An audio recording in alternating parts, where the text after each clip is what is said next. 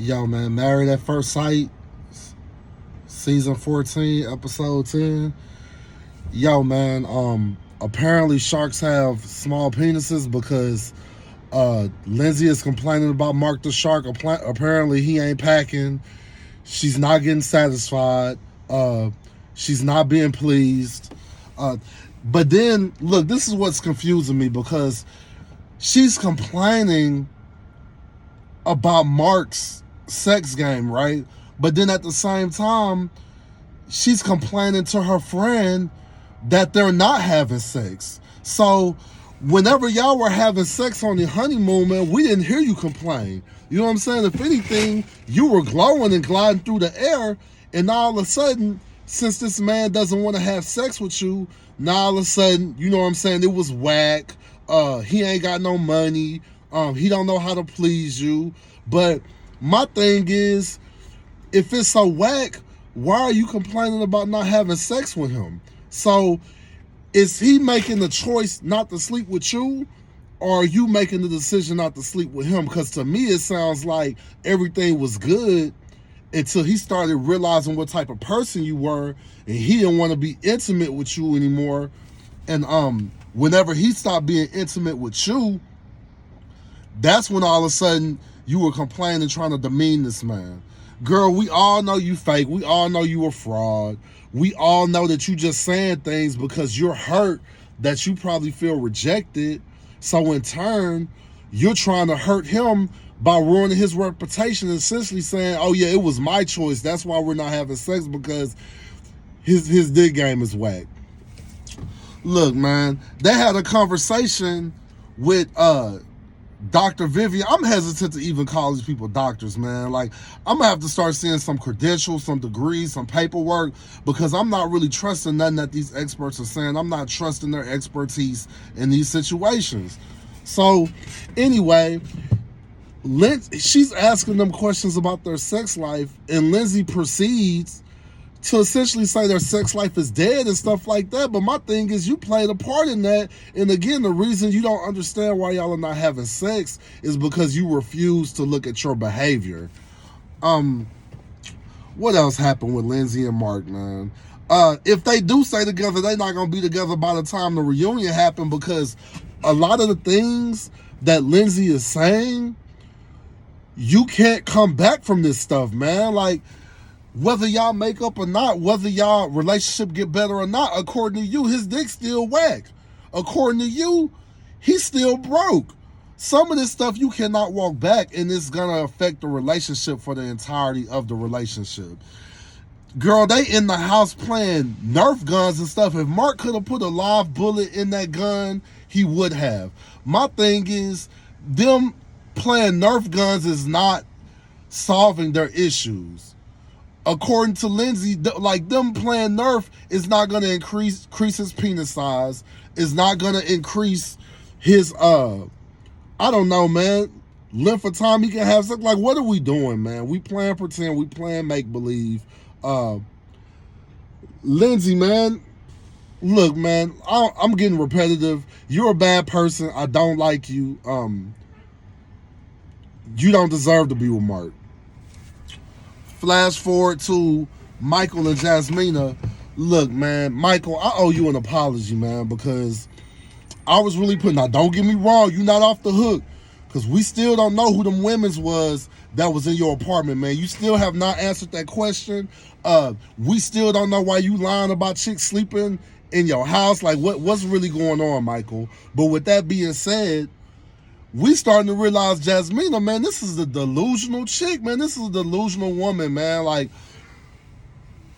everything, if you contest what Jasmina say, you being disrespectful. If you don't like what she say, you being disrespectful. If you have a different opinion than what Jasmina has, you are being disrespectful. Again, her communication skills are not there. Really, she doesn't care to have a conversation. She just wants to talk, and she just wants you to nod your head yes, and that will make Jasmina happy.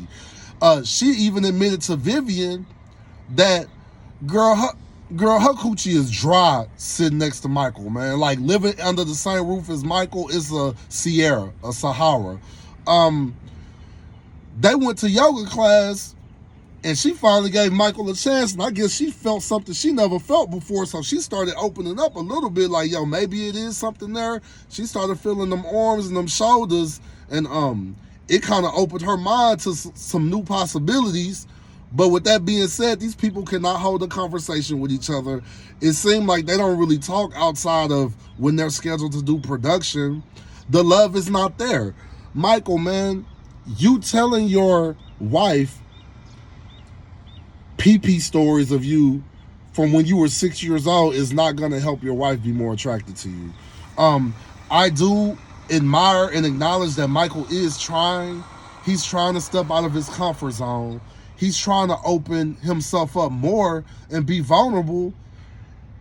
And Jasmine is complaining that he's not being vulnerable. But again, how can somebody be vulnerable with you when every time they disclose information to you, you essentially throw it in their face? Girl, Michael talking, man. Jasmina making all these faces, rolling her eyes and shit. That's probably why you got all that brown shit in your eye, because you keep making these fucked up faces. And girl, it's stuff getting stuck in there. You need to stop. I don't like them as a couple. Both of them have issues, but I mean, Jasmina issues are glaring. Girl, you got me looking real bad, because I was going to bat for you. I was in these YouTube comment sections defending you. And yeah, girl, like everything they were saying you were, you are. Maybe even a little worse. Look, man, Steve and Noi, look, Steve, man, they matched these couples up wrong, man. Really, they should have matched up Steve and Olajuwon, because Olajuwon want to be in a traditional marriage. Truth be told, Steve want to be in a traditional marriage. He wants to stay home. He wants to cook. He wants to do laundry. He want to do everything except work and pay bills. That's exactly what Olajuwon is looking for. Like, why don't we switch some of these couples up?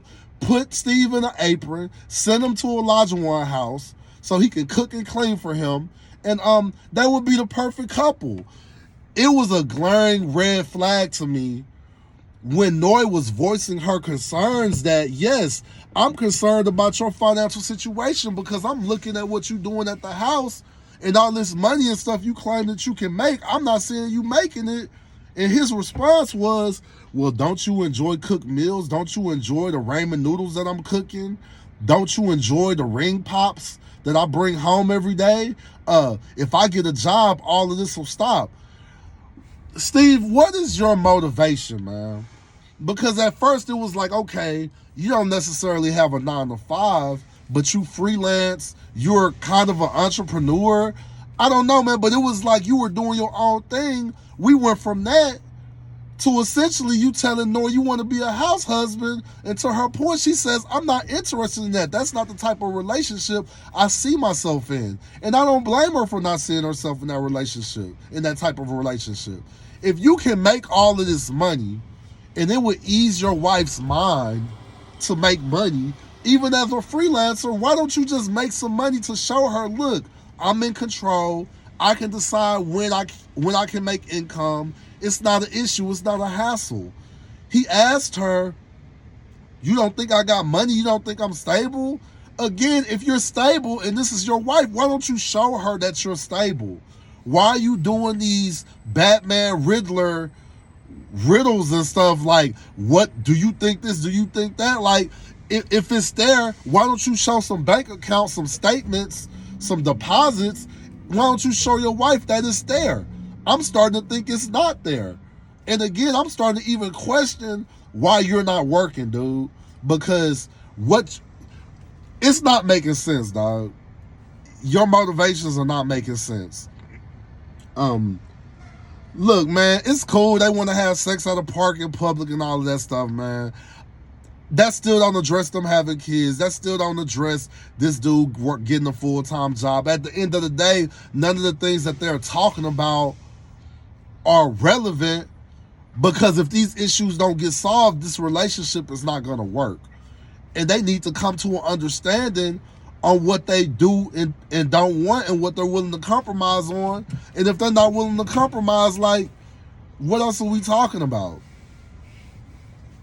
Look, man, Olajuwon and Katina, Again, bro, you showing real narcissistic behavior, dog. I keep hearing about what Elijah One want, what Elijah One need, how Elijah One feel. What about how Katina feel? What about what your wife need, man? What about what your wife want? What about the things that you are not doing for your wife that she needs you to do? Everything is about Elijah One. Man, I'm starting to think you a complete fraud, man, because they pulled them sex toys out, and it was kind of suspicious to me, man, because when they pulled some of this shit out, they pulled out some panties or something, like some leather panties, and your first reaction was that they were for you. Like, man, I ain't finna put that on, man. What have you been doing, man, in your sex life, dude? I'm starting to think you a fraud because she pulled out a whip, and your reaction was, ugh, like, I don't want to do, man, look, dog, I don't believe nothing about you, bro. I don't know if you've had as much success with women as you claim you have, dude. Like I said, man, emotionally, you are emotionally unavailable. You don't want to be available, man. You just want what you want, dude. Katina, man, look, man, she's very submissive. She has a very dependent personality, which, I mean, it can work in a relationship, but she needs to be with a man that's gonna protect her, that has her best interests at heart, man. Because a lot of men will see a personality like Katina, a very submissive, a very docile, a very agreeable personality, and they'll take advantage of that and exploit that.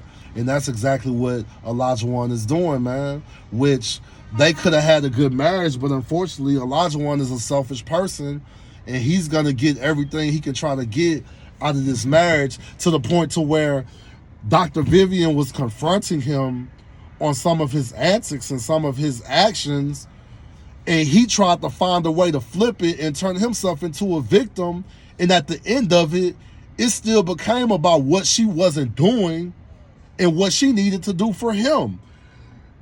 I mean, you've been begging for your wife to cry, dude. Your wife finally showed you emotion, but I didn't see you comfort her. I didn't see you try to empower your wife, man. If anything, you kind of left her hanging as if her tears didn't really mean anything. Like, you throwing your wife under the bus, man. Every time you talk about your wife, you're saying that she's lazy.